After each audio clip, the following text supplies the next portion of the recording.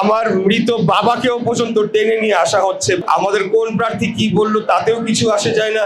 এমনকি প্রার্থীদেরকে যে হত্যা করা হয়েছিল তখন আমি বলেছিলাম আমাদের আরো অনেক কেউ যদি হত্যা করা হয় তাতেও কিছু আসা যায় না। দুঃখজনক হলেও এটাই বাস্তব যে বিভিন্ন জায়গায়, বিশেষ আমাদের এখানে কতটুকু হয়েছে আমি জানি না, কিন্তু বাংলাদেশের বিভিন্ন জায়গায় আমাদের প্রতিদ্বন্দ্বী দলের প্রার্থীরা, এক বা একাধিক দলের প্রার্থীরা বিভিন্নভাবে আমাদেরকে উস্কানোর চেষ্টা করছে, পায়ে পাড়া দিয়ে ঝগড়া করার চেষ্টা করছে, ব্যক্তিগত আক্রমণের একেবারে চরম সীমা লঙ্ঘন করে গিয়েছে।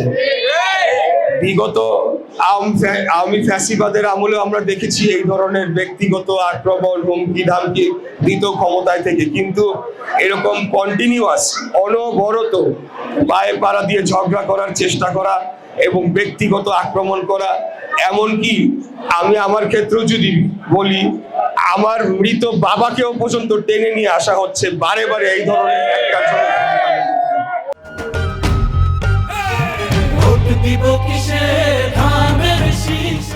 নির্বাচনটা একটা স্বাভাবিক প্রক্রিয়া অনুষ্ঠিত হবে।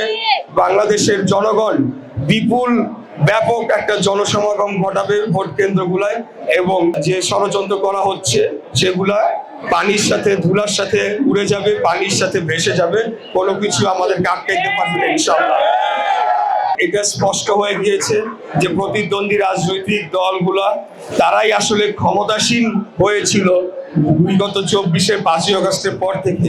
এখন যেহেতু একটা নির্বাচনের মাধ্যমে রাজনৈতিক ক্ষমতার পট পরিবর্তনের সময় চলে এসেছে, তারা ক্ষমতাচ্যুত হওয়ার ভয়ে যেহেতু তাদের ক্ষমতা চলে যাবে, সেই কারণে আমার মনে হচ্ছে যে তারা যে কোনো মূল্যে নির্বাচনের আগে একটা সাংঘর্ষিক পরিস্থিতি তৈরি করতে চাচ্ছে, যাতে শেষ বেলায় গিয়ে তারা বলে যে আমাদের লেভেল প্লেইং ফিল্ড নাই, আমরা নির্বাচনে যাব না, নির্বাচনটা বানচাল করা যায় কিনা।